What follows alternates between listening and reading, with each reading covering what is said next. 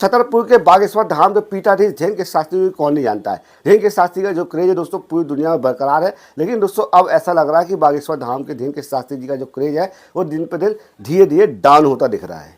हम बात करें दोस्तों 14 मई की, 14 मई अपोलो हॉस्पिटल की। वहाँ पर दोस्तों दिव्य दरबार रखा गया था और दोस्तों कथा भी थी और साथ में दोस्तों प्रश्न उत्तरें भी थी।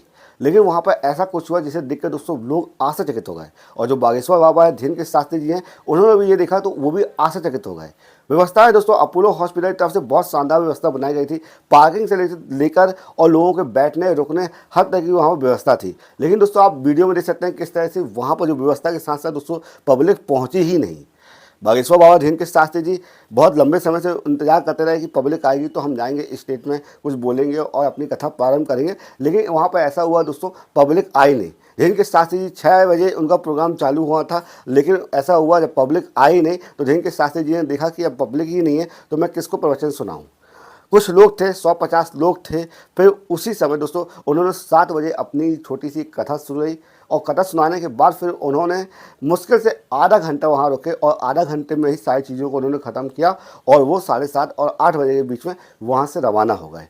चारों तरफ कुर्सियाँ जो थी उसको समेट के किनारे कर दिया गया और फिर जो वहाँ पर ग्राउंड था दोस्तों, ग्राउंड की हालत देख सकते हैं, ग्राउंड में एक आदमी नहीं है, दूर दूर तक दोस्तों कोई आदमी नहीं दिख रहा था। जो भी था स्टाफ के थे और उन्हीं के संबंधी लोग थे, 150-200 लोग थे और उसी के बीच दोस्तों उन्होंने कथा सुनाई और फिर प्रोग्राम को एंड करके चले गए।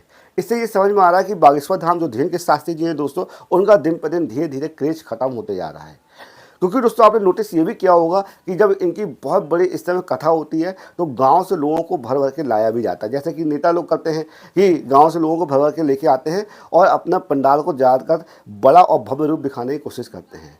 लेकिन दोस्तों जो 14 मई को अपोलो हॉस्पिटल का उद्घाटन था दोस्तों, उद्घाटन में दोस्तों जिस तरह से पैसा खर्च किया गया था, करोड़ों रुपए खर्च किया गया था, चारों तरफ होर्डिंग्स लगाई गई थी, बैनर लगाई गई थी, पूरे जबलपुर में दोस्तों बागेश्वर बाबा की एक अलग ही छवि थी और अलग ही तरीके से उसका प्रचार प्रसार भी किया गया था, चाहे वो सोशल मीडिया हो, चाहे दोस्तों न्यूज़ चैनल हो और न्यूज़पेपर हो, सभी तरह से दोस्तों अच्छे बकायदा पैसे दे के शानदार तरीके से एडवर्टाइजमेंट किया गया था। फुल पेज विज्ञापन दिया गया था अखबार वालों को। और वही हम बात करें दोस्तों जो टीवी चैनल है वहाँ पर दोस्तों उनके विज्ञापन चल रहे थे और जो रोड में दोस्तों उनकी होर्डिंग्स अलग लगी हुई थी। तो व्यवस्था अच्छी थी, सब कुछ अच्छा किया गया था, लेकिन पब्लिक पहुँची ही नहीं, ये सबसे बड़ी बात है। और सबसे महत्वपूर्ण बात तो दोस्तों ये है कि अब ऐसा लगता है धेनुकेश शास्त्री जी का धीरे धीरे क्रेज खत्म होते जा रहा है। और साथ में दोस्तों ये भी है कि अब बागेश्वर बाबा करें तो करें क्या। लेकिन दोनों की जरूरत है, केवल दवा भर की नहीं, कृपा की भी जरूरत है।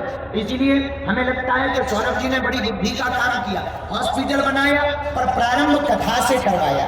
इससे परिणाम क्या हुआ, हनुमान जी की कृपा के लिए आज हम जब जा रहे थे तो हमें बताया, बोले गुरुजी यहाँ पर हनुमान जी का मंदिर भी बनाया जाएगा।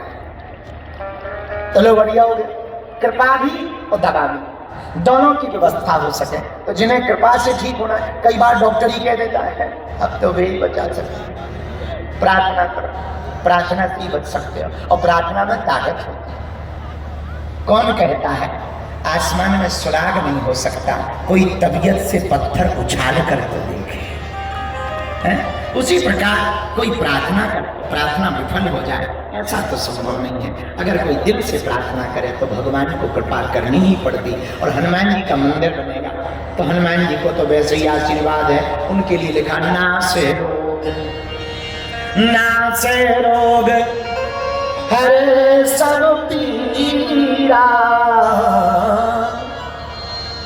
नासे रोग हरे सब पीरा।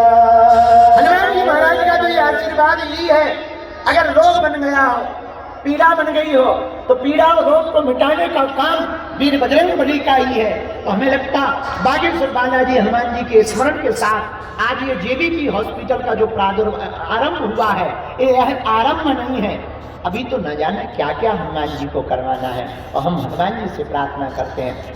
जब अपने घर पहुँचे और वहाँ अपने धाम पहुँचे तो फिर उन्होंने बाकायदा बैठ के चूल्हे में चाय बनाई और चाय की चुस्कियाँ ली और उसके बाद उन्होंने क्या कहा, जय श्री राम।